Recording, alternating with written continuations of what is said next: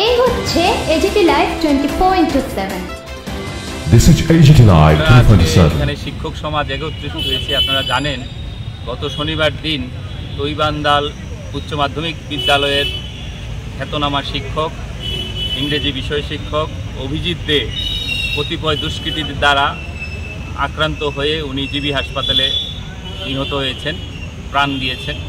এর প্রতিবাদে এবং তার সুষ্ঠু তদন্তক্রমে বিচারের ব্যবস্থা করে দোষীদের গ্রেপ্তারের দাবিতে আজকে আমরা এখানে একটি প্রতিবাদ মৌন মিছিল এক্ষুনি এখান থেকে শুরু হয়ে আগরতলার বিভিন্ন পথ আমরা পরিক্রমা করব এবং আমরা আমাদের রাজ্যের মাননীয় মুখ্যমন্ত্রী তথা স্বরাষ্ট্রমন্ত্রীর কাছে আবেদন করছি এই ধরনের ন্যাক্কারজনক ঘটনা শিক্ষক সমাজের সঙ্গে যেন আগামী দিনে না ঘটে। আমরা অনুরোধ করছি ওনার কাছে শিক্ষকদের নিরাপত্তা বিধানে সরকার যেন সচেষ্ট হন এবং আজকে তার জন্যে সমস্ত শিক্ষক সমাজ একত্রিত ঐক্যবদ্ধভাবে এর প্রতিবাদ জানাচ্ছেন। এবং আজকে যেই ঘটনা হয়েছে আপনারা নিশ্চয়ই অবগত আছেন, এই শিক্ষক সুনামের সঙ্গে দীর্ঘদিন ধরে উদয়পুর মহকুমায় এবং উদয়পুর সহ দক্ষিণ জেলায় উনি কিন্তু শিক্ষকতা করে গেছেন, কিন্তু দুষ্কৃতীরা ওনাকে আজকে রক্ষা করেনি। আজকে একটা ছোট্ট ঘটনাকে কেন্দ্র করে ওনার প্রাণ দিতে হলো।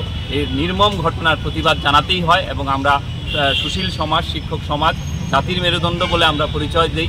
সুতরাং আমরা আজকে রাস্তায় এর প্রতিবাদ চাই, আমরা এর বিচার চাই।